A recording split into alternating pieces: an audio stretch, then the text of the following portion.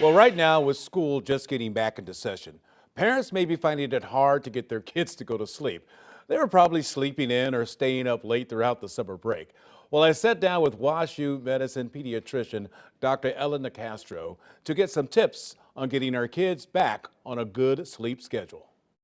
If they don't have a really good sleep schedule, it can kind of have their whole day fall apart. So it kind of keeps them right on track with life. It keeps them less emotional. It keeps them able to expect their day. So it's really important. Been off all summer, probably sleeping in and doing all these things. How do you get them back on track? Just start focusing on waking up, like at the right time every single day. That can help get them back on track so that they can fall asleep at the right time at night, is focusing on wake up at the right time. What about the weekends? Should your kids be allowed to sleep in on the weekends? They could sleep in a little bit, and what we've all learned is probably about 1 to 2 hours is the magic number, which means your kid can sleep in maybe 1 or 2 hours past their normal wake time. If they sleep much longer than that, they're just not going to be able to fall asleep at night the next night. What if your kid can't sleep?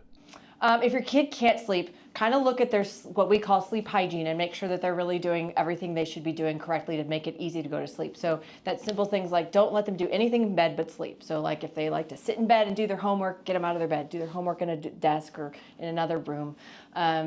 Other parts of sleep hygiene, make sure they're not watching screens like TVs or tablets or phones that hour before bed. Like get them away from all the computers and screens for an hour before bed.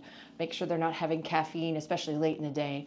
Things like that to really kind of help get them to be able to fall asleep at night. So you want the bedroom to kind of be this trigger in their minds that when I come in here, it's time to go to sleep. Exactly. Yeah, it's kind of a mind game of tricking your mind into realizing, oh, my bedroom is for sleeping.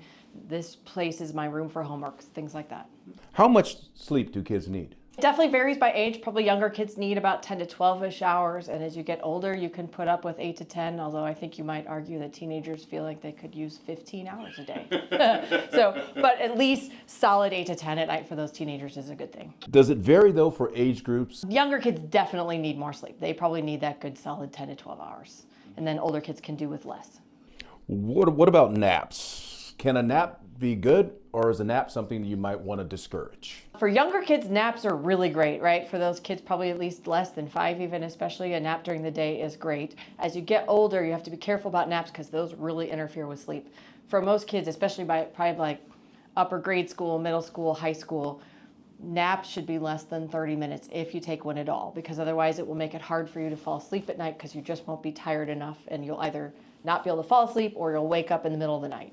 Should I worry at all about my child when it comes to a sleep disorder? Should I be watching to make sure that they are getting sound sleep and a full night's rest? It's reasonable to think about or worry about. You don't have to like stalk your kid nightly in their bed. But if you kind of start noticing things like, wow, my kid is like always seeming tired every day, no matter how much sleep they get, maybe pop your head in the middle of the night and see, does it seem like they're resting well or not? Or are they snoring in their bed and making lots of noise?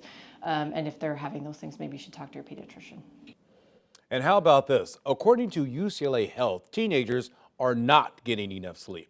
The CDC National Youth Risk Behavior Survey, taken back in 2021, found 77% of teenagers did not get the recommended 8 to 10 hours of sleep. Older students were found to sleep less as well. 70% of 9th graders compared to 83% of 12th graders are getting enough sleep. The CDC says 2 out of 3 high school students sleep less than 8 hours on an average school night.